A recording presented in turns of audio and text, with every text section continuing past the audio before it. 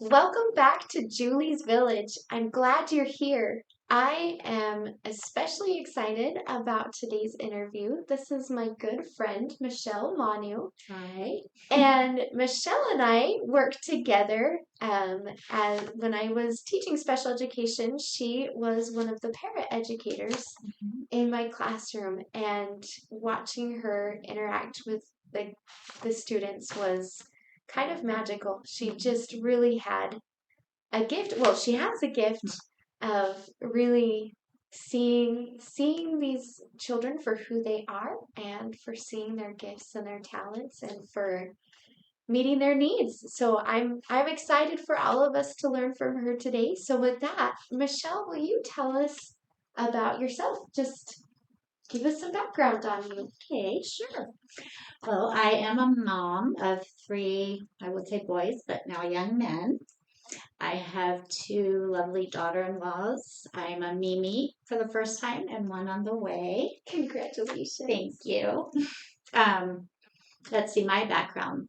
I started as in preschool. I taught and had my own preschool for a little while, but then when I started having my kids, wanted to stay home and be a mom. So I was a mom for quite a few years. And then when my youngest was in elementary school, I just wanted other opportunities to do. So I decided to work part time in the school, and I started out as a noon duty, then filled in for overcrowded aid and crossing duty and subbing.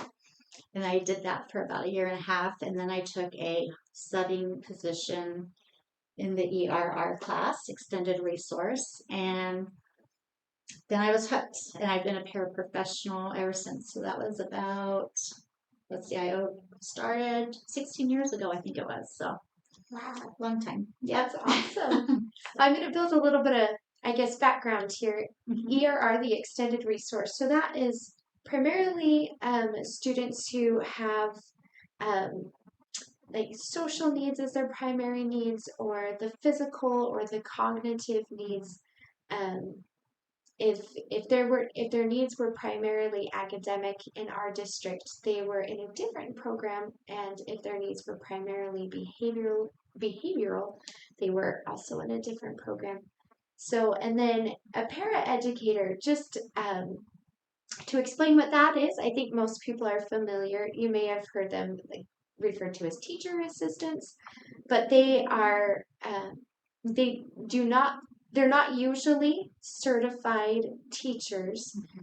They do have to have a certain level of education that varies by district, and then they receive a more limited amount of training from the district, and then they work with students who have special education supports, and they work at implementing the IEPs and the instruction. So a teacher will oversee and prepare instruction, and then and provide materials typically, and then the paras will um, use those materials to provide instruction from there. So does that sum it up? Did I miss anything? No, I Okay. think you have it. Yep. Okay, great. So, what was your experience interacting with individuals with any kind of disability or need outside of the typical prior to being an extended resource para? Well, with me, I would say more or less working at the school, I did get to interact with them while I was a duty or a sub, and that was my only experience actually. So, and yeah, so not really knowing a whole lot, but just that day-to-day interaction and saying hello and talking to them, and so that was pretty much it when I started. I love that. I think that's sometimes a roadblock for people. For maybe they would consider they know they want some kind of part-time job. It would be nice to have the same hours as their student or as their child, but they feel like they're not qualified to be in a special education classroom because they don't have that background or that experience. But Mhm. you were a great example of somebody who didn't come with Mhm. this strong background in it, but just you thrived, I think, in that environment. Well, You thank still you. do. Thank you. And I will say, I never thought that, I mean, not that I don't have a heart for it, but I never thought I'd be good at this kind of job until I actually got into it. And then I just absolutely loved it. I So, love that. yeah. Because Well, some people may be a little nervous or not sure what to expect with yeah. some of the kiddos. So, yeah. So just I did find out that is my little they have my heart, that's for sure. I can tell. Well, thank you for sharing that background. And you mentioned a little bit of like some of your experience. You were kind of all over the I was school. kind of all over. You did lots of things. So what led you to make that transition into, I mean, I guess going back to that, you spent a short amount of time in those other things, but then as a Mhm. paraeducator, you got into it and you stayed. Yes. What led you to that? I was doing a long-term sub position to see if I'd be interested, which is Oh, something I highly recommend because some kiddos are it's a little tougher and just not sure of being sure of what to do and it's just kind of good to see if maybe you'd be a good fit. It's not for everybody, but a lot of us do it. So I love that. yeah. And thinking about this, we were talking a little bit about your experience before we started the recording, Mhm. and that made me think about how what a great idea that is Mhm. to sub first, Mhm. and just thinking about how it might be good to sub in multiple buildings too, Yes. because every building has a different culture, a different feel. Mhm. So it might be that the position is not a good fit. It might be that just that building or that team isn't a good fit. So maybe Mhm. experiencing multiple buildings. I agree. I mean, I only have experienced the one that I currently work in, but just hearing from other subs that come from other schools, and the things that or where they've been and how they do it differently and how they like the way our program does our program. So, I 100% agree with that. It would be a Just good idea just to kind of see it's what else is out there. So, yeah, it sounds like the feedback that you got from other people was reassuring that mhm. you were in the place you needed to be. Yes, yep. That's great. And I've actually had some of my kids move up to middle school, and some of the principals that I knew wanted me to come and move up with my kiddos, but I just love the way we run our program and just wanted to see where I was at. So, Well, that speaks highly of your team. mhm. That it's a good, again, a good culture at that school, and just feels good to be there. Yeah. You, like we talked about, you said you've been doing this for about 16 years. Mhm. Why do you think you've stayed at this position for so long? I do love my kids. um, I tell their parents when they're at school, they're my kiddos and they are definitely loved. So the parents don't have to worry about any of that. I love our team. We have a very supportive team. We work together, we help each other out the best we can. Um, we have a pretty supportive staff, I would say. So, yeah, that's what's kept me there. Love that. Are there things that you do that you think have helped you maintain this longevity?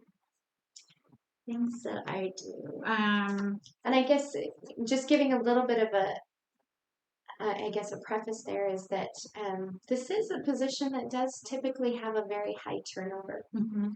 So to have somebody who has stayed for 16 years, Mhm. that puts you at veteran status really for Yeah. this position. So I'm curious if you feel like maybe there's some things that you've done that have helped you to not burn out and to maintain this longevity. Well, I would say it kind of goes back to the way we do our program, run our program. Um, we have some kiddos that are pretty hard, pretty tough. Um, and we kind of split up our days a little bit so that we're not always with the hardest kiddo all day long, because that can really wear on a person. And I'm getting older, and physically sometimes it's not as easy sometimes. So it is nice to just have a little break and do help run a little group or something like that, just to break up our day so we Yeah. don't get burnt out. And I just think that helps. And I have heard there are other programs that do that, where you are with one student all day long. And who knows? I mean, some paras may prefer that. Myself, I like having the different, going to different kiddos and things like that. So I it think just helps the day. Yeah, I think that's great feedback for special education teachers who are they do the schedule and they make the plan, and I think that's really good thought to for a teacher to consider as they are setting up a schedule. That what does the para prefer? Do they prefer that majority of time with one student, or do they prefer their day to be broken up a little bit more? Yeah. But I agree. I've seen that pretty commonly, that if you've got a student that requires more, you put your more experienced paras with them for the majority of the day, and it's human nature to when you're only doing hard things, Yes. and only experiencing the toughest situations, that can lead to that burnout piece. Yes, I agree. So yeah, thank you for sharing that. I think that's great feedback. Are there any like self-care things or anything like that that you feel like you do that have helped? I mean, try to stay active and go to the gym and walk. I go on lots of long walks. So try to take care of myself as much as I can. But That's great. I think we hear that a lot applied to parents and to other caregivers. That whole like the oxygen mask analogy, that you take care of yourself first so that you can take care of the people who need you. Right. I think that's really easy for somebody in a position like yours to think that like, well, this is just a job, or I'm not their primary caretaker, and can forget that piece. Thank you. You're welcome. What are some things that you have found especially difficult throughout your career as a paraeducator? I'd say, and it doesn't happen very often, but one of the main things that are difficult when parents and school and staff and paras, when we're not all on the same page as far as teaching and care and the plan, basically. You definitely need support from all of them, the district, your principals, parents especially. I mean, it hasn't happened very often, but there's been a few parents that don't always kind of go along with the plan, and it's hard for us to teach when we're not all on the same page. So are there things that you have seen maybe that can help the parent and the teacher and the special ed teacher and the parent to all be on the same page? I think just learning as much as you can about, for an example, paras being able to see the IEPs and knowing what their goals are, and parents to, follow through with some of the behavior plans that we have been implemented, and then, hopefully there may be consequences or whatever at home if it's something that they can enforce, just to help out. So that communication piece back and forth. Yeah. Helping each other. This is what happened at school. This is what happened at home. And a lot of parents are on board, and sometimes they'll, boy, you don't get the iPad today because of this happened. So there is that consequence because we can only do so much. Yeah. So, but I love that communicates to the child as well, that we are a team. Right. And we all have the same goal in mind. We all want what's best for them, and we want, see them grow and learn as much as they can. And So Yeah, and in the moment, the child might feel like I lost my iPad and I'm mad, but there's a big picture lesson being taught there too. Of they, there's this message that I guess this inferenced message that gets across of these people really do care about me, right. and they again they are working as a team for me. So yeah, that's a great idea. Any other thoughts or suggestions you have there? I can't think of at the moment, but So I guess the other side of that that I was thinking of, or another piece of that that I was wondering about is there anything specific that you feel like para educators can do to be a part of that team? the para educators, you're talking about the teachers or And like like you oh in your para, position. oh okay. Yeah, sorry, paraprofessional. That's another. Yeah. Okay. Are there things that you feel like people in your position can do to actively be a part of that team, to do their role in that team? Definitely, like I said, know the IEP, know what the goals are, all the same, using the same language if at all possible. Because it's hard when you have one paraprofessional that maybe doesn't, I don't want to say hold them accountable, but, they don't, I don't know, because we're trying to teach them. So some may let little behaviors go when that's something that we're working on, basically, kind of thing. So just all of us being on the same page. That consistency. Yeah. That no matter, there's certain things that no matter who's working with a certain child, we will all make this a priority. Something Yes, and everybody's different, and I'm not saying that we're always going to have this, be the same, but as much as possible.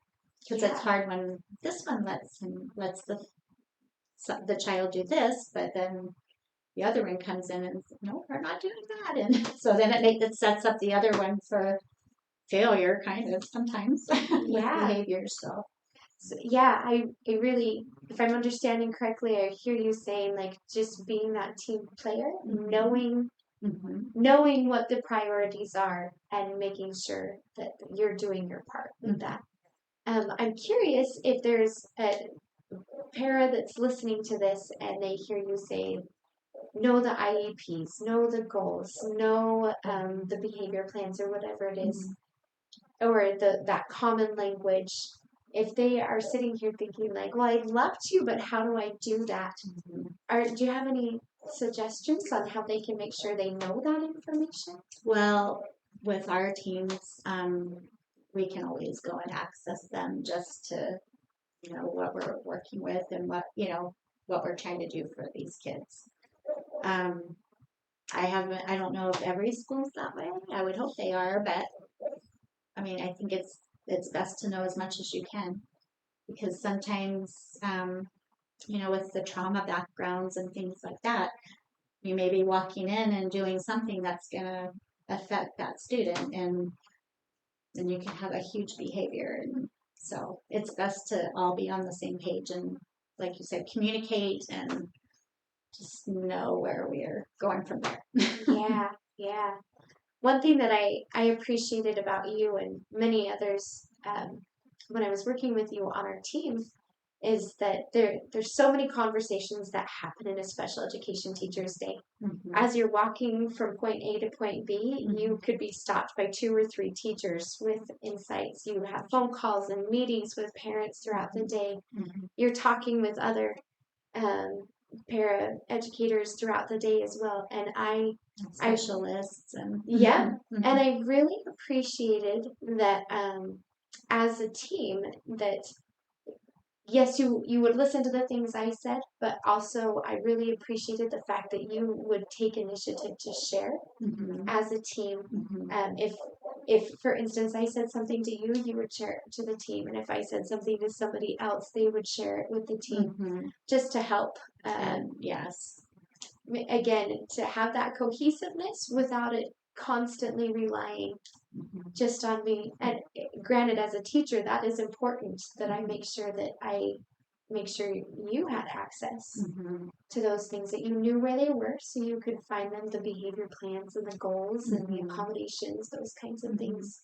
But it was also helpful to just everybody Mm-hmm. to do their part of making sure, if you know something, share that with somebody else. Right.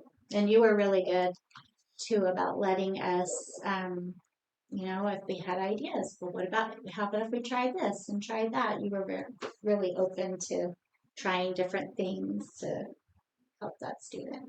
So I appreciated that. Well, thank you. I do think that was a high priority for me, that that that recognition of your experience be there and your relationship with the students. Mm-hmm. And I think I would share that with other special education teachers as well, that so often there's, again, high turnover with para educators, but there's also quite a bit of turnover with special education teachers. Mm-hmm. And oftentimes, especially if you're a new special education teacher, you could walk into a classroom with paras that have been there for years and years. And oftentimes that is a treasure trove of understanding of the culture of the school.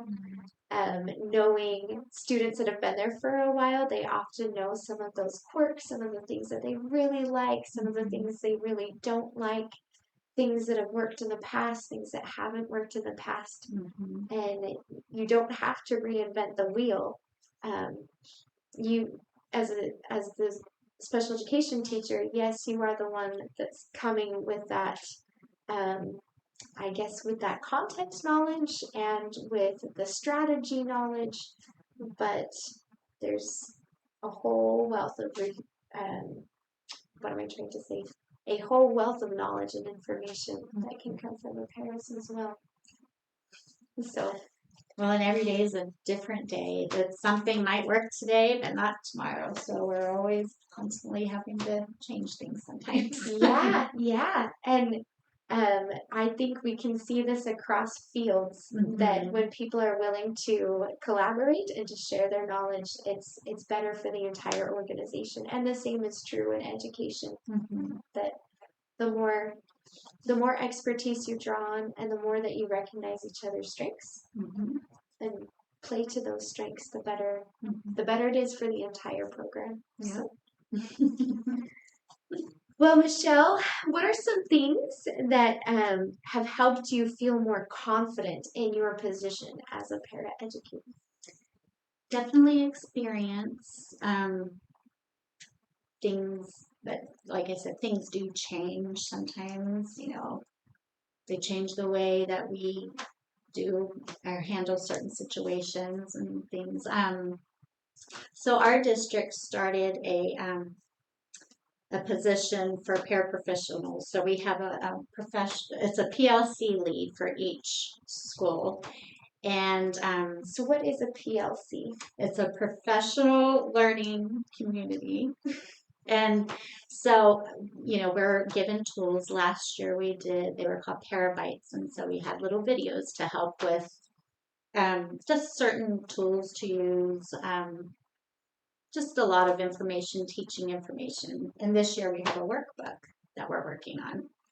So, yeah, so it kind of helps. They're trying to do more teaching, I feel like, than the past, because when I first started, I didn't have that. You just kind of jump right into the position, and that can be hard. Yeah. So now they're doing a training. I think it's one training day, and then you're supposed to shadow another para. So just to kind of help with that position, because there are a lot of times you just don't know what to expect. And, when you see a kiddo having a meltdown and not sure of how to handle it. And I mean, some of them are self-harming, which is hard to watch, so.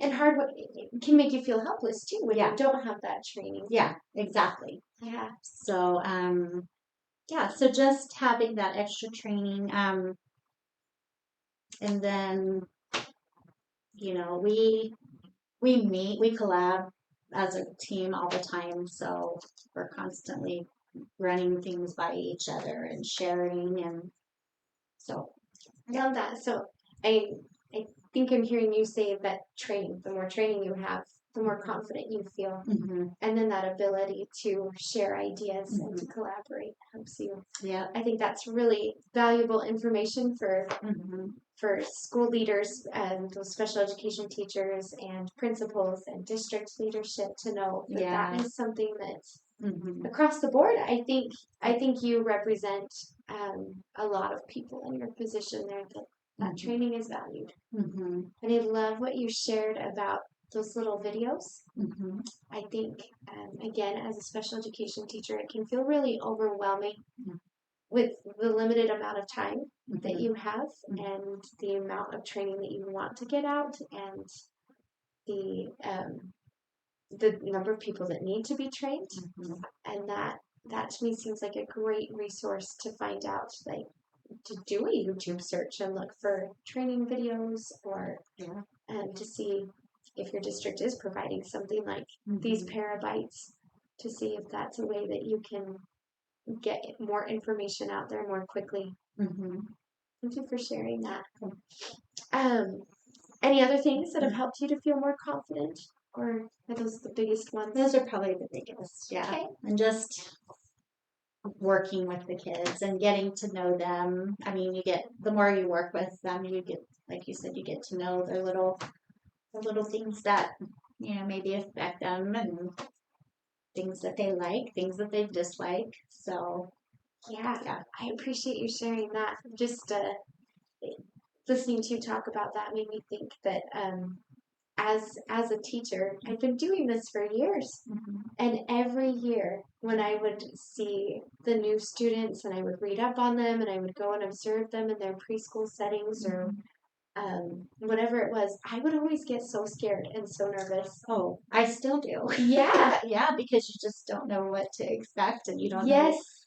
their personalities. Some like hugs, some don't, some don't want to be touched, and, Yep. so just different things. And every year it would work out. Mhm. I would get to know the student and I would just love them. But Yeah. every time I would think, what if this is the one time Right. when I just don't get it and we don't click and I can't reach them Yeah. and Mhm. every year Mhm. it you just jump in You do. and like you said, that experience piece Mhm. and you learn who they are You and do. you just roll. Exactly. Yeah. Um, are there any specific areas that you wish that you had more training in? You talked about how training is something that helps you to feel more confident. Mhm. Are there things that you wish that you had more training in?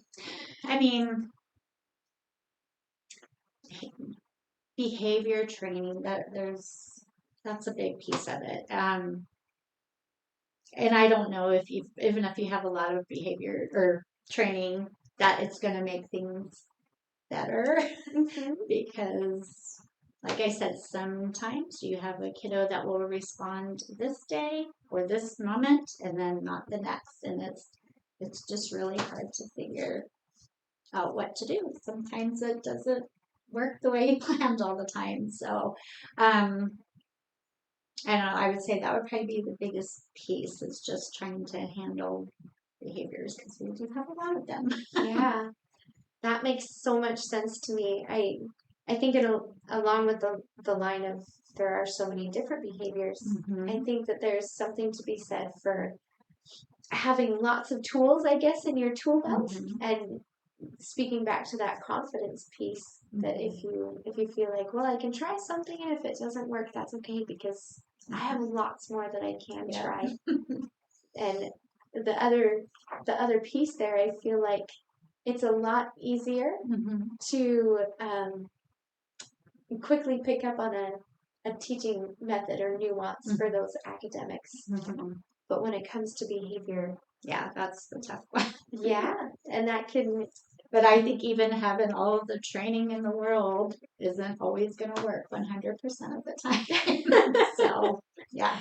that is true. That Mhm. is true. I have an example. I have a little kindergartner that doesn't love all of his specials. So he gets to like the intersection in our hallway, and he won't. We're trying to get him into our room so that we can do something else besides going to the special because it's been a trigger And lately. real quick to pause, Mhm. specials for you in our district was referring to like PE, music, Yes. library. Okay, keep going. Yes. So, but we couldn't get him to turn the corner to get into our room. So I brought out a ball and he wanted the ball. So he came and got the ball. We get him to the room. He has the ball. He's playing with the ball. The next day, the same behavior happens and we bring out the ball. Doesn't work. We couldn't get him into the room. He wanted to just stand there and scream in the hallway. So that's just kind of, then you have Yeah. to pull out different things and eventually he may make it to the room.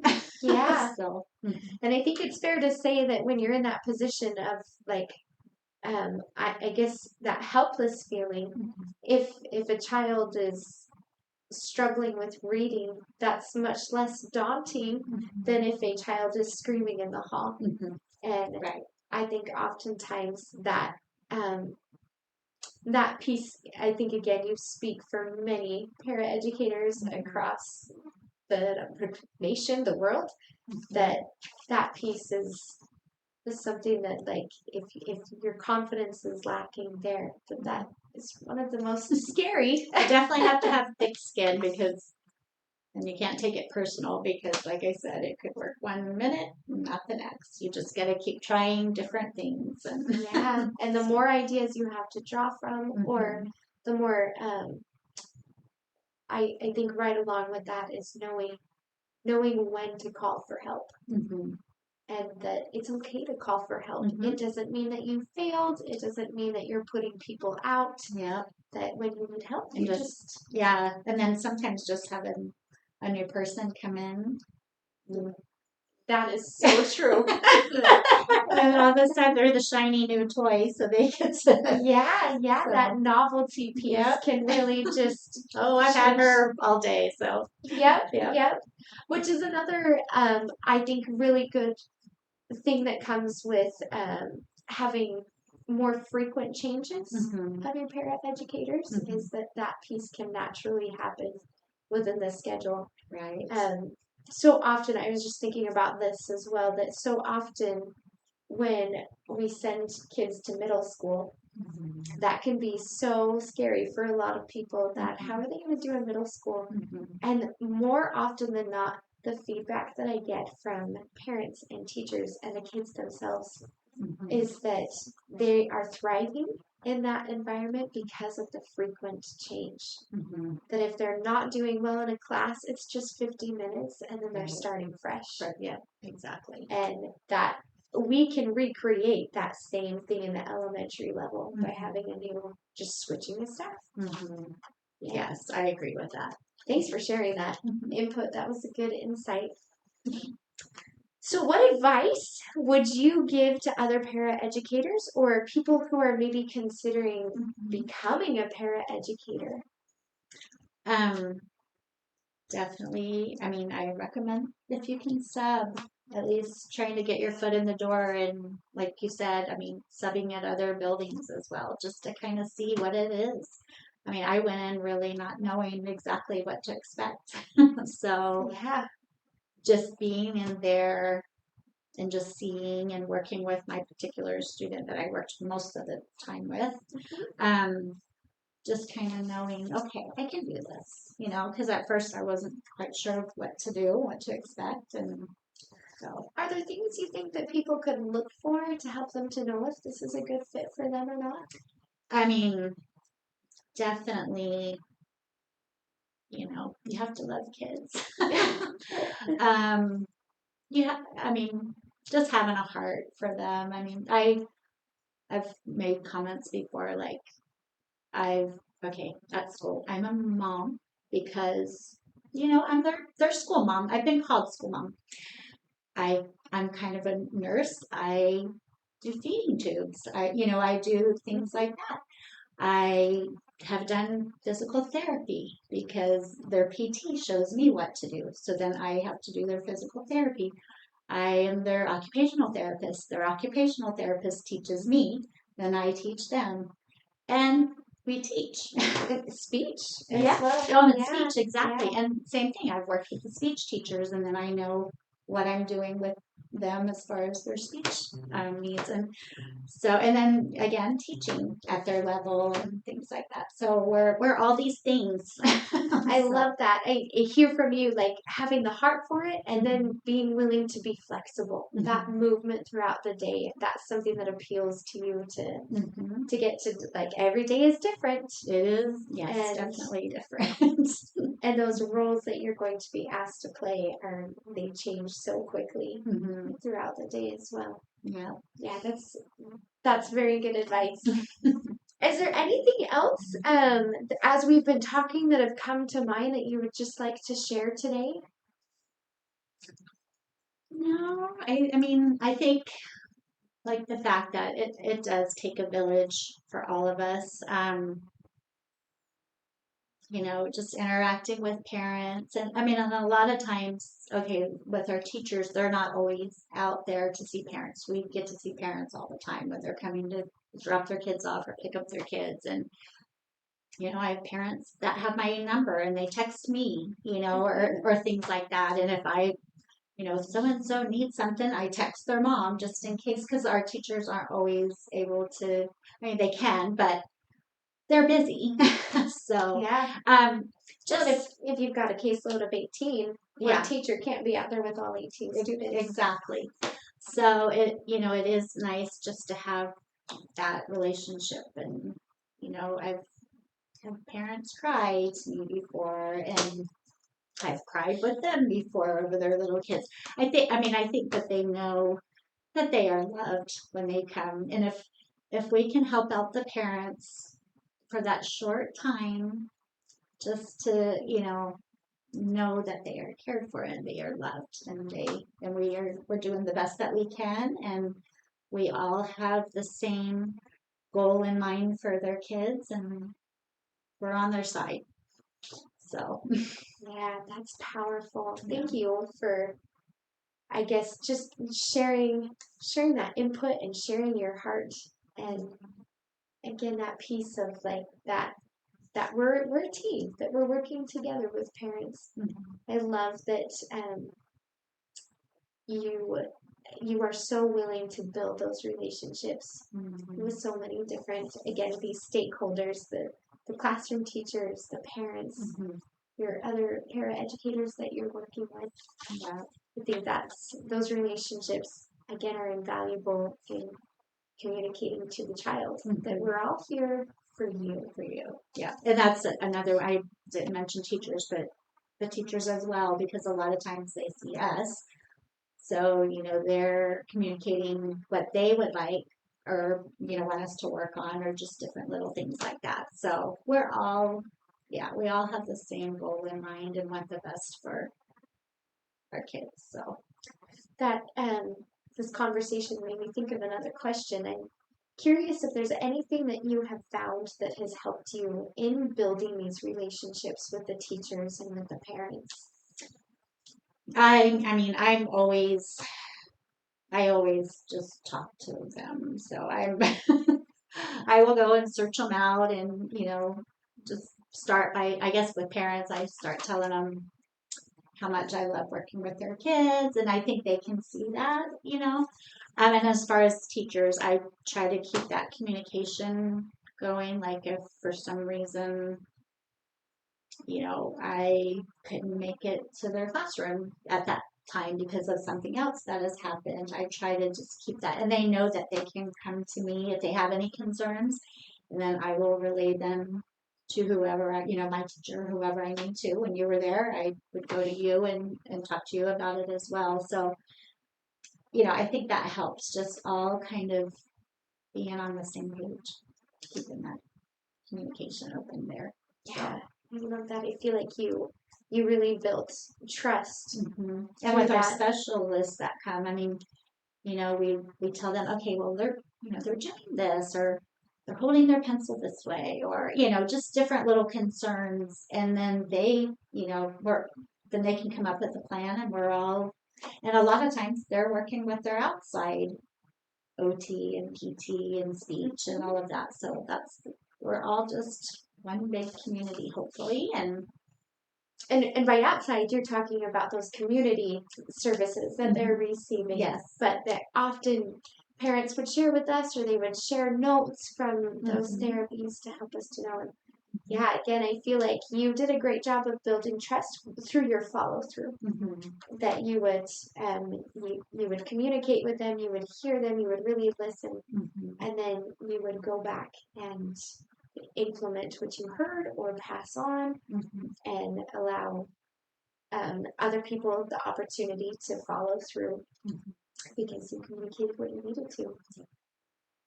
So my last question for you today, Michelle, is with this idea of it takes a village, if somebody wanted to know how they could help, what suggestions or advice would you give to them? Are you saying want to help? Just in general, however you take that. Okay. I mean, I would love volunteer. Like if they would like to come and volunteer, we've had parents, grandparents come in and read with our kids and things like that. As far as outside, just outside people that aren't involved. Is that what you're asking? Sure. Okay. Yeah. So yeah, that would be wonderful. We've had them run little groups and work with specific kids, and it was wonderful. Your parents did that for a while, and that was wonderful having them in there. So yeah, I loved that too. We don't always get that. No. You have volunteers in the classrooms, but a lot of them don't come to special ed and, or into the ERR classrooms. Yeah, you are exactly right. That parents, even parents who have children in the special education classroom, I always appreciated that they recognized that their child had a general education classroom first and that we were secondary. Yes. But that's true that there's so many places to help in a school, especially at the elementary level, and that volunteers are needed in the general education classrooms, in the special education classrooms. And I do love that most of our kids do get to go to their classrooms, and they are in their classrooms too, and then they come to our rooms if they need to. Yeah, that was definitely a culture of our school and our program to set it up that way, but I agree. I loved that too. Michelle, this has been so fun to see you again, to visit with you again, and I really appreciate the things that you shared about your experience, and I hope that it was helpful for you as our viewers today as well. If you would like to give a shout out to a paraeducator in your life or a paraprofessional, I invite you to leave that in the comments. If you have additional questions or topics that you would like to see covered in future videos or people you would like to see interviewed, I invite you to leave that in the comments as well. If this was helpful, I also invite you to like, share, subscribe, help to get the word out there for other people who might need this information as well. So with that, thank you again, Michelle. Thank you for having me. And thank you all for being here today, and we'll see you next time.